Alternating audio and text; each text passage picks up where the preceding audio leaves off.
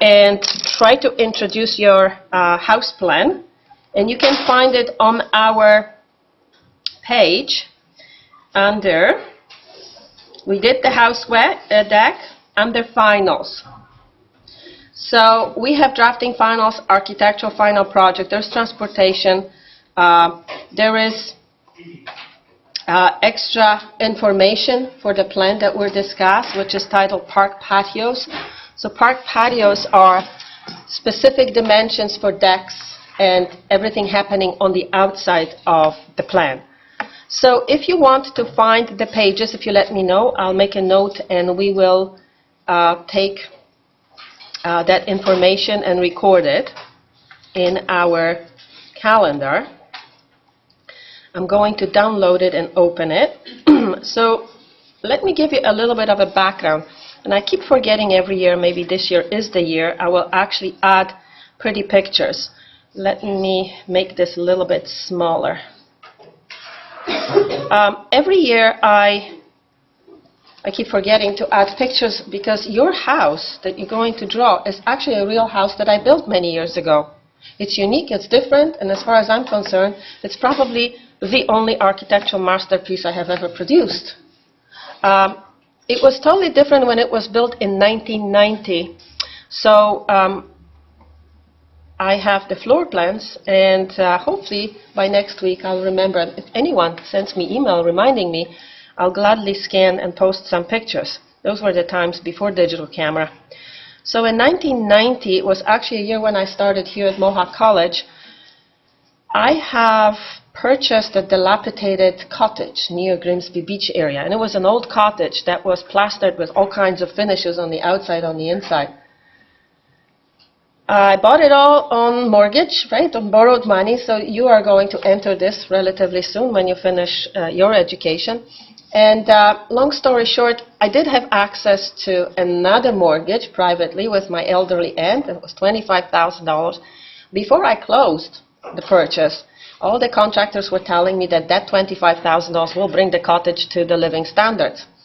After I purchased and took interior finishes up, the $25,000 were not even going to finish foundation. So I was in big trouble. So what I ended up doing is I hired a couple guys. They were relatively inexpensive. They didn't speak any English, but they were very hard workers. And they worked hard for the whole summer, fall. And by the end of that construction season, we had a project to drywall stage ready.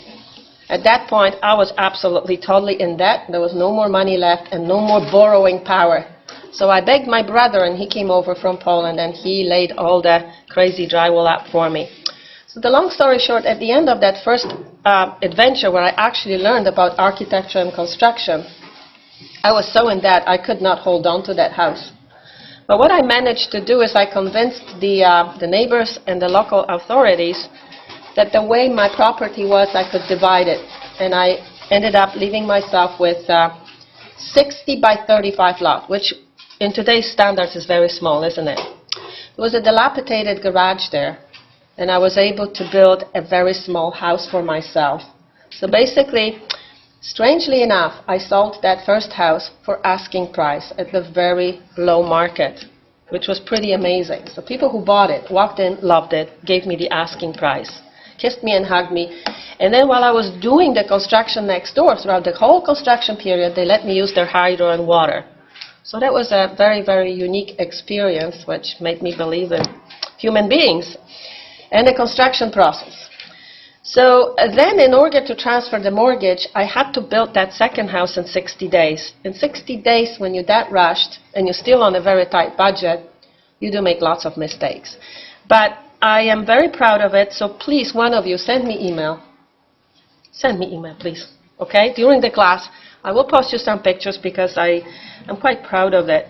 But because it's a real project, it really does make for a great exercise. When I teach AutoCAD, I actually teach AutoCAD by creating that project file at the end. The residential, remember the scales when we talked about scales. Is there anybody in the group that remembers what is the standard residential scale for floor plans for a house? You don't remember, okay? 1/4 inch, thank you, ma'am. Awesome, okay. That makes me believe in you guys, you're listening. 1/4 inch scale is the standard scale for residential plants. This house is so small, it's in place of Abu-size garage. It's so small that it actually fits in 1/4 inch scale on 8.5 by 11 portfolio sheet. So I'm giving you an idea. We're going to do this house today. We're going to start this project in standard 1/4 inch scale. The plant is only going to be this big. So what I'm saying is the sheets, the handouts are presented in your book, reduced, and they're showing house and the outside of the house, slightly reduced. You need about this much space. The house is 20 by 25 feet. So if you take imperial scale right now to your hand, you can see where 20 feet is by 25.5. So we're going to have to compose our final project, which we want to look absolutely perfect on the sheet, allowing room for that house plus decks. So that's why you have the precise information about the outside decks as well in your project, so you can fit everything nicely on sheets. Before I forget, I will bring you the examples and I will post them after coffee break, right on our whiteboard. You have a choice to do this project 2 ways.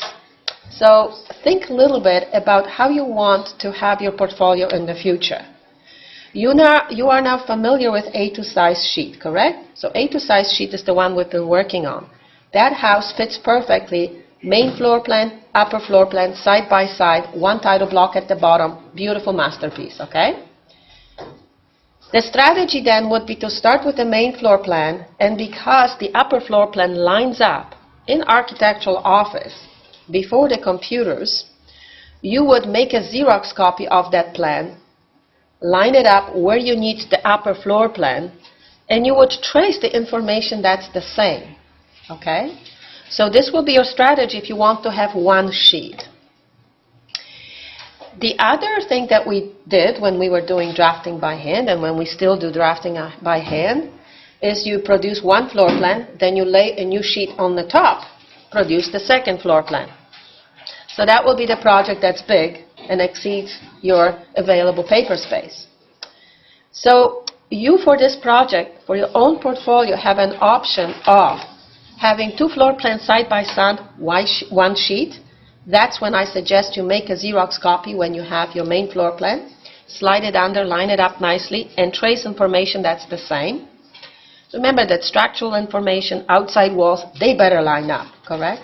So if you make a mistake drawing it from scratch again, and why waste time? Okay, so that's perfectly fine.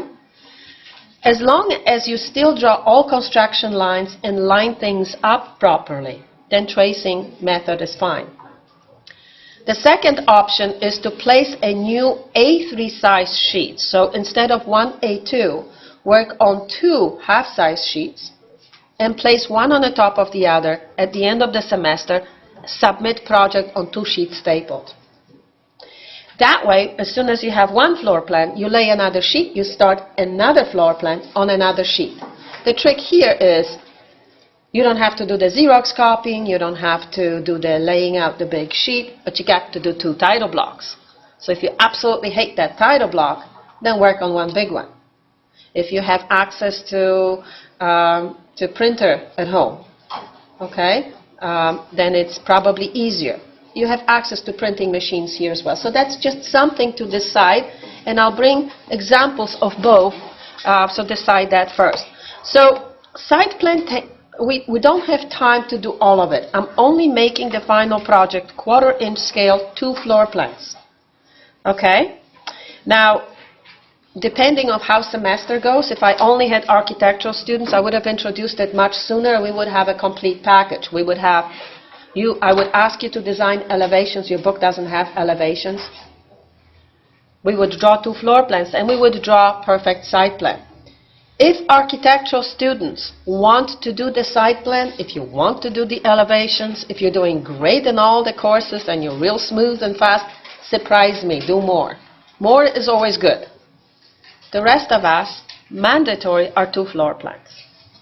Okay, so you're going to decide on your sheet, you're going to submit the 2 drawings. So let's have a look at the scenario. I'm going to make it a little bit smaller again so you can see the whole layout. Oh, you are? Which instructor? Amanda, okay. Amanda. Okay, so she took it from the drafting book. You know what? So you're already familiar with the house. That's fantastic. Now, that also means you can cheat a little bit. I'm not going to talk about cheating. It means you can. If you are going to, make it professional cheating. I'm not going to even go there. Okay? Oh, you're thinking. Good. Keep thinking. Anything that makes you think is good. In today's day and age, whatever aids you use to produce a masterpiece are great. In today's age, there's no limits. So, at the end, I want a professionally looking drawings that you could take to job interview where your line work is perfect, when your printing is perfect, where dimensioning follows standards, where your title block is a beautiful frame for your drawing. Everything else, how you get from A to Z, is your business. Okay, so let's have a look at that real house, and I'll post some pictures for you. Here is the public walkway, ladies and gentlemen. Couple houses down is the Grimsby Beach. Has anyone been to Grimsby Beach area? All right. It's awesome, isn't it? It's a beautiful place, and in this particular spot, Park Road North, at the very end of Park Road North in Grimsby, there is a beautiful park and the beach that's only known to people who live there. Very few people actually make it down there. So when I lived there, it was awesome. Illegal glass of wine, walking to the beach, swimming late at night after a couple beers. It was beautiful. There is a park above where people are kind of landscaping that area. There is public park. So next time you want an inexpensive date, I suggest you take your significant other and actually make a trip. You can see the house then. It is third house from the beach. So what we have is the 60 feet is actually the frontage. Okay? So the reason why I was actually able to divide the property was that I actually purchased 7 separate old cottage lots. So every 30 by 20 used to be the old Methodist camp where there were just simple pads and they used to gather there for like religious camps. There was actually ferry coming down. There is a concrete dock that used to deliver vacation people from Toronto. So it was a really beautiful vacation spot for Toronto people. So it started off as a religious camp with a temple and everything, and gradually became a very substantial cottage area. And then lots of fires, lots of congestion. People started to move in and live year-round. That usually dilapidates the area. I moved in there hoping that Grimsby beaches will become like Toronto beaches. It has not happened fast enough for me. So I left to, newer, bigger projects. But the area really is fantastic, and it was really nice to start there. And you can still pick up gems if you're just starting out. Okay, so what we're looking at, this is the drawing that is not mandatory, but feel free to do it. The house is sitting at property line in the back. So dashed dot line, which you see here, is the actual property line. So this is one of the things that I was able to get. I applied for a whole bunch of variances because the house lot is too small. The house building area is too small, floor area is too small, setbacks are wrong. Basically, everything is not per zoning bylaws, which is your municipal law that you must follow in order to build. So what you do in an instance like this, you wine and dine all the neighbors. If the neighborhood wants it, instead of dilapidated garage that just was infested with rats, then you get it. What happened is the neighbor next door, I did promise not windows upstairs because that was their garden here. The neighbor next door forced me to move further in, which is fine. So what I ended up doing is, what you see here is a driveway, garden shed. There was an existing fence right at the fire access lane in the back. That's why you see things happening beyond property line. That's kind of cheating. And in old neighborhoods, it happens a lot. The original house that I had purchased, no, sorry, not the original house, another house that I purchased after I sold this one in the neighborhood, my neighbor's kitchen was on my property, because all of these cottages were built before we had zoning bylaws. And then we weren't going to have property lines doing jogging, so my property line went through her kitchen. You're going to see that a lot in old cottage areas and old neighborhoods. Okay, so in here, the fence was built right to the fire access lane behind. So in the back, I laid pavers. That's where I placed air conditioning unit. And that was kind of cheating. My deck went all the way to the back fence. And you kind of sometimes get away with it by not asking for permission, but maybe asking for forgiveness later. Occasionally, the government will force you to set back to your property. But in some instances in these old neighborhoods, you can kind of squeeze in extra couple feet here and there. On perimeter, I planted cedar hedge. There was an existing big tree. What you're seeing here was a cute pond and plants. The rest is deck in the back. So what I'm asking you to draw is the floor plan. And then that last drawing in your content file is the deck, dimensions, and this curved patio. And the veranda and the front steps. All of this stuff is so you use French curves, so you construct the arcs, connect the arcs. So this is going to be a little bit tricky to draw, to be specific per design dimensions.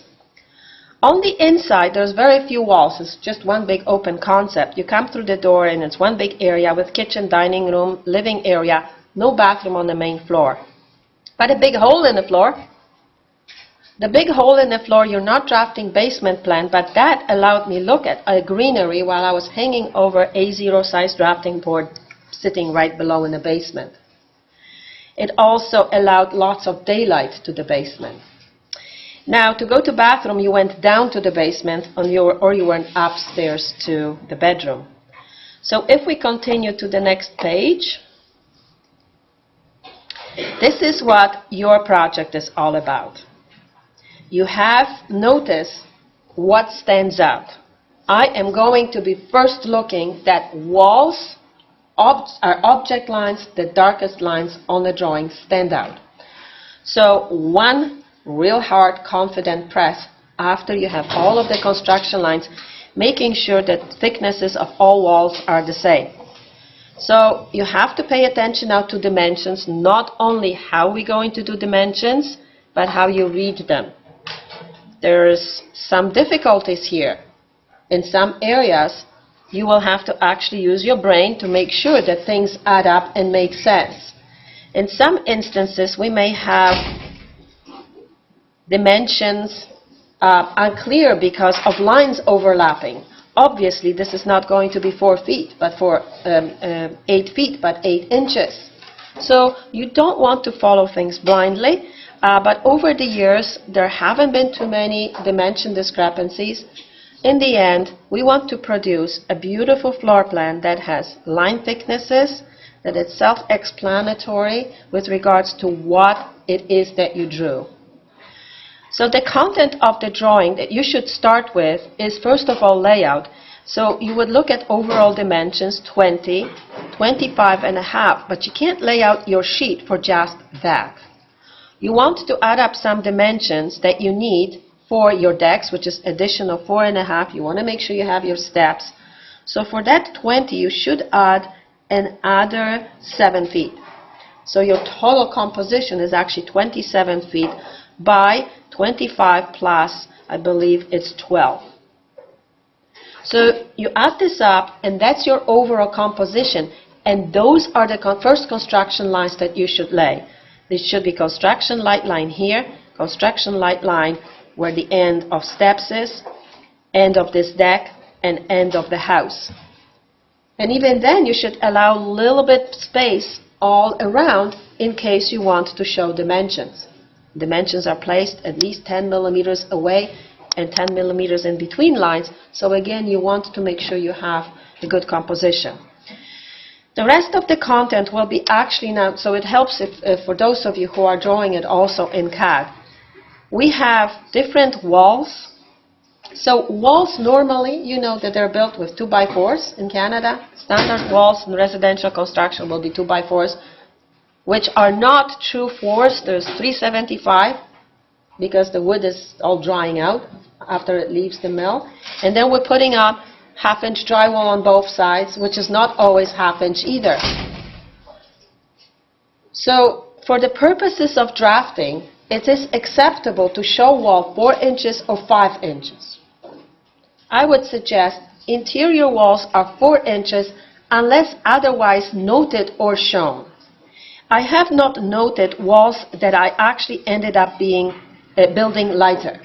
You see, this wall here, it has no structural capacity. It doesn't have to carry any weight, so I just used strapping. I used strapping because I needed a closet. You know that winter time, and don't we have winter in November? So after today, when we come home, your boots are going to be covered in snow. We're going to have hats and boots and big heavy coats. You can't walk into the house, and you probably have seen houses where you walk in, there's no closet. I live in one right now, and it drives me up crazy for 20 years. Because there's 3 of us, and we walk through the door, we take our boots off, and all the coats go on one coat hanger or on a stair post. So when I come home, by the time my both boys come home, I walk into boots and coats hanging on a post. It drives me crazy. So in Canada, I don't accept in my 3rd semester a project that does not have a coat hanger near the door. Storage, not just coat hanger. Coat hanger is cool for that light jacket, okay, and 1 pair of shoes. So this is basically a large storage which allows for shoe storage. It allows for coats, but it also has a return ductwork and heating ductwork going up. So this is really the only wall, except for a triangular space here, is a laundry chute. There was actually a plastic pipe here, and that triangular chute continues up to the storage closet upstairs, where there's a hole in the floor and you can just throw your laundry, and it ends up in the basement in the basket. Cool, isn't it? Another wall here is structural wall and an artwork piece. The stairs were unique. They were bent checkered plate. They were all cantilevered and welded inside the wall, covered up with drywall, so there was no support showing. So imagine checkered plate, bent plate, painted fluorescent green, and no support showing. Pretty nice stuff.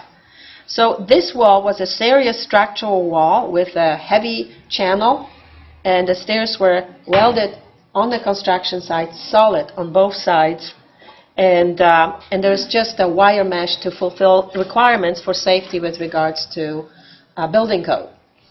So although architects would love to have it sculpture masterpiece to satisfy building code, I actually had a wire mesh. So if you have a glass of wine, you go downstairs or upstairs, and you're not so happy, you're not going to fall and break your neck. You're going to be guarded by guard, and you have a handrail to hold on to.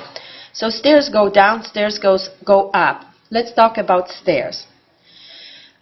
This particular staircase started here, so there is one step. Halfway through landing, there's another step, and then another one. So the landing actually already starts taking us up, basically to save space in both directions. This is how we show the stairs on eye level when you have 2 staircases, one below the other. On eye level, you would cut off the one going up, and you would stop seeing one going down. So this is how we show on architectural drawing a staircase. On eye level, there is a void. This stair is going up, so we actually make a little dot and make a little UP note. And here we start with a little dot and show arrow pointing down, and we say the end. So the stairs are always showing the arrow points direction up or down from the floor you're drawing. So on the main floor plan, this Staircase goes up, and it's noted as such with an arrow. There's a note saying how many risers and treads. This one is going down. There is a railing. There is a whole bunch of windows. The windows are standard, and if you're learning in AutoCAD, in my AutoCAD class, I actually, maybe that's why Amanda's doing it, she was my student, and for years and years and years, I've used this drawing in CAD as my project.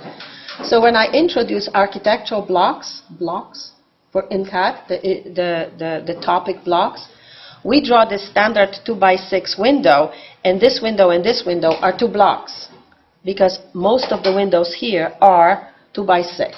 And then there's 36, this is built from 36, so in my AutoCAD class, you would have 3 blocks, window 36, window 30, and then window 14 for side lights on both sides of the door. And it's very easy to do.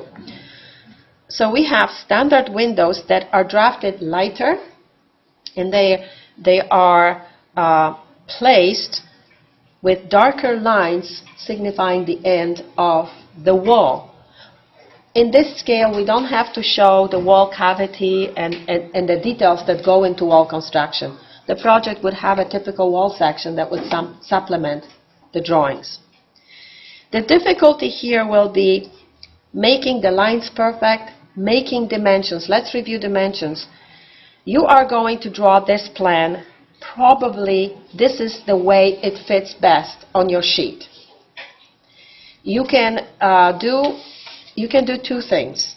On architectural floor plans, we either face north, which this drawing does, or we place the door at the bottom, so naturally a person who is not necessarily trained to read blueprint reading can easily see the plan by starting from walking into the house. So you always would explain your project to your client by taking them through steps up to open veranda, taking them into the inside of the house through the front door, and explaining what follows. So to your left is the kitchen. Behind the open kitchen counter is the dining area.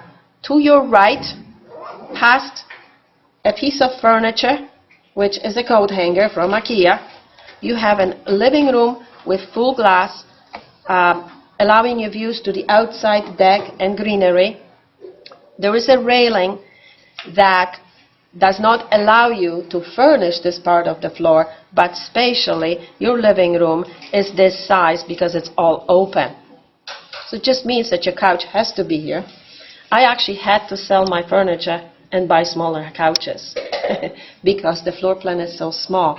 So although feel free to rearrange furniture, there is very little options you can have. This is the real dining table that I had. Feel free to use a circle and maybe make a smaller table. So you have a little bit of flexibility, but let me just warn you, there's only one place where you can put the bed in this house, and there's only a couple places where you can put couches. But if you want to have an armchair instead, that's fine with me. So let's talk about furniture. This is the actual furniture that I have owned. It will be very difficult to draw it with that kind of detail. This drawing was produced in CAD. I will bring to classes my architectural templates that cost right now, they used to be $7, $10, now they're I think $20. The template that at the beginning of semester I mentioned, it's good to have. And I promised you that I'll bring mine. So if you're doing your drafting here, you feel free to borrow it. The couches are not as nice on the template. They're basically square boxes. But you can use combination. You can use the template and then kind of jazz it up a bit. Okay? But the most important thing here is that the furniture pieces and fixtures, notice that they're much lighter. They have to be drafted lighter. For construction purposes, we don't actually include couches and furniture. You're going to learn with me next semester that there are stages to residential project. When you're doing drawings for your client, they need to know whether their furniture will fit and how you propose for the house to function. So in AutoCAD, you would put furniture on a separate layer. Once you finish construction drawings and drawings go for building permit, building officials and contractor don't care about where you're going to place the couch. So you would freeze that layer. But when we were drafting by hand, you would use blue pencil or red pencil. Blue pencil does not print. Red pencil prints, but very light. So very often we would use those two colors for furniture and things that don't really matter for building permit applications, but they are important to customer who wants to have a record of the design. So we're going to talk much more about residential project next semester when you actually will be designing with me a house addition for another real project that I did later on. Now there are certain symbols. Again, I do have template for sink. I do have template for stove, but obviously there are little circles implying the shapes. You don't want to make drawing too cute, so you don't want to put too much detail. You just want to have enough detail so the person looking at your drawing knows exactly what it is. So just by looking at it, I hope that I am showing you that it's a cooktop. It actually is sitting on countertop made out of tiles. Tile countertops are the cheapest countertops because you can kind of make it yourself, which is what we did. So the difficulty here will be laying out the tiles. Again, because I was building it, the tiles were laid out for easy construction. There's actually a difference of layers. This is sunken, this is raised up as a bar. And they are full tiles. Where the cutting happened is around sink. So when you get to the kitchen, just draw 12 by 12 tiles from the sides and finish them by the sink, and that's where the custom cutting happened. Okay? Inside the closet, you can freehand. This is the only thing you should be doing freehand. You can freehand a few pieces of clothing. So then again, the person that looks at your drawing knows exactly what that is. Oh, it's a coat hanger. That's where we hang closets. You don't have to show plans, but you can if you want to jazz up your drawing again. Now, there's some lines that explain what happens below and above. Because on this floor we have opening, and we note it as open to below. There are a few dimensions here that are just for contractor to give me the curve that I wanted, and for you to kind of draw the curve that I wanted. I give you some dimensions basically to help you out where the transitions start and happen. It's going to be important that we construct these curves with horizontal lines at the ends. You're going to find out later through your design career what are the beautiful curves. So we have few curves. I want you to try French curve that I also will bring to class. Remember that flex curve that I told you not to buy? I have 3 or 4 of them. We can share. But at the beginning and end, your curve should be horizontal. So it doesn't have to be exactly the same as mine, but you want to start and end horizontally, because the beautiful curves in construction only are beautiful when they hit perpendicular to the wall. We don't want to have in residential construction these kind of corners. I think by now you all had to clean your house or your room once or twice. And this kind of corner would be just difficult to clean. You can't furnish it, so it's just a no-no design-wise. And again, if you look at the shape, remember we talked about the half of heart for our 5s when we were doing printing? Did I sketch the guitar for you? The beautiful curve of the guitar. Guitar has flat top. Then it has the most beautiful curve, kind of like a most beautiful female body. This beautiful curve ends horizontally at the bottom, horizontally at the top. The curve is subtle. In AutoCAD, you're learning about fit curve and spline, correct? The fit curve you would use for surveying. It follows the points that you've pointed out on land. The fit curve will go through those points, which is important for surveyors' drawings. But for architectural masterpieces, you would draw straight line P-line, and then you would turn it into spline that goes the most smooth curve for the points that you drafted. Okay, that's a little help with your AutoCAD drawing. Let's go to upstairs. So what you have here is the curve, 1 inch or 2 inch, that is showing solid line. Lighter is the railing that protects people from falling over the hole in the floor. But the dotted line here is ceiling above your head. So if you can imagine, and that's why I have to give you some pictures, if you stand here, you can look down at the drafting board and you can look up to your bedroom. So this is 2-story high, so the house is size of a double-car garage. But it feels much bigger because it has lots of views to the outside where the deck is at the floor level and it continues outside with the same pattern as hardwood floor.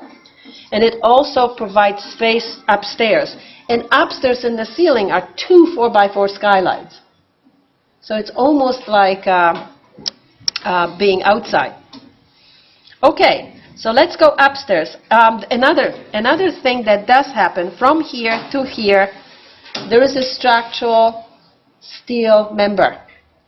And beam above is noted with dashed dot line. So I need you to practice. We're going to practice again. Remember, hidden line, about 3 millimeters long, 1 millimeter in between. Nice uniform hidden line. We have never drafted center line yet. Longer dashes, shorter dots, small spaces in between. Nice uniform dashed dot line, which basically it's placed in a couple places, and those are main structural members for the floor support above. So let's go upstairs. So we're going upstairs. And upstairs, what we need to do is to show the viewer your proposal.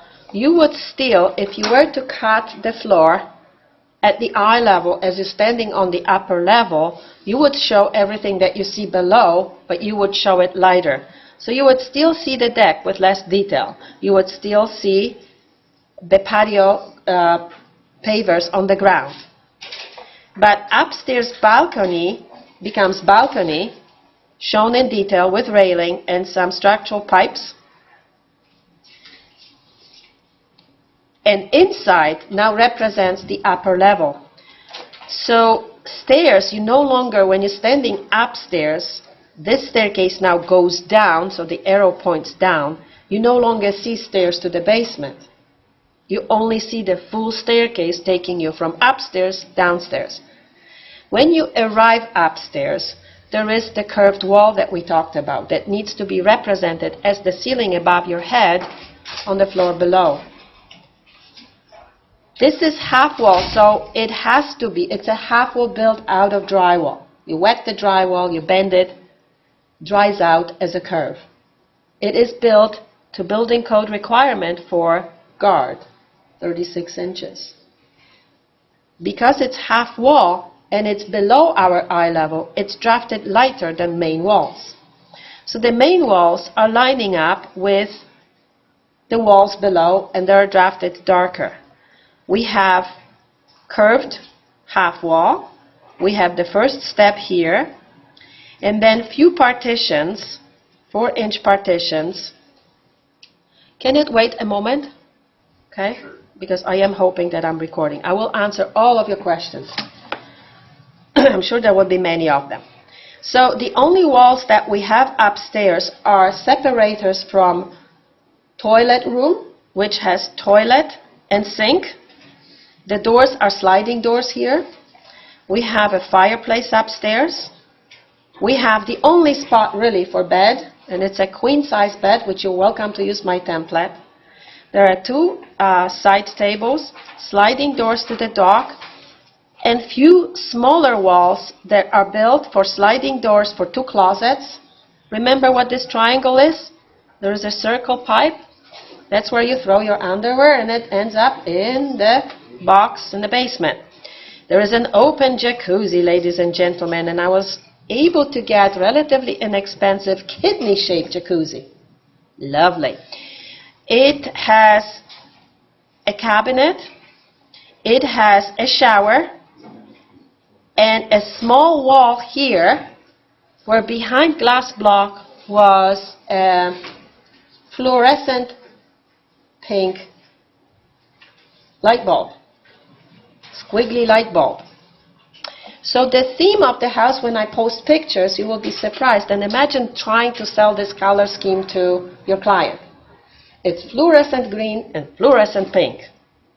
Why fluorescent green? Because I went to McDonald's at St. Catherine's Mall, and I was sitting there having Big Mac, looking at the pillar after the new renovation, and I looked at the fluorescent green color. It was an ugly day like today outside, and I looked at that fluorescent green, and I thought, that is my front door. And then when I went to the fluorescent place shop, I was just going to be white and that green. When I went to fluorescent shop to order my light bulb for here, the guy actually was very smart. He says, do you know, if you're placing it in the bathroom, you're not going to look very good in that light. I said, no. He says, go pink. Have you been in restaurant bathrooms where especially ladies' bathrooms, the smart designers would have the lightings that cover up all your wrinkles. They make you look hot and glowing. Have you been in those high-level restaurants that have those washrooms? You know what I'm talking about when you are in one.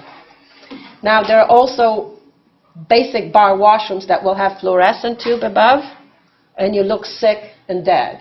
We know what we're talking about. Well, the same thing. So my color scheme for the house happened with that fluorescent green at McDonald's at the shopping mall, and then wanting to have the warm color for that fluorescent tube. So the interior doors were fluorescent green, the stairs were fluorescent pink, the stairs, the checkered plate stairs, were fluorescent green. So when I post pictures, you'll see what I mean. The couple that bought this house, and I wish it came back for sale because I sold it in a couple weeks. It sold in 2 weeks because I was getting married and I needed a bigger house. But my husband and I want to buy it back. The buggers are happy there.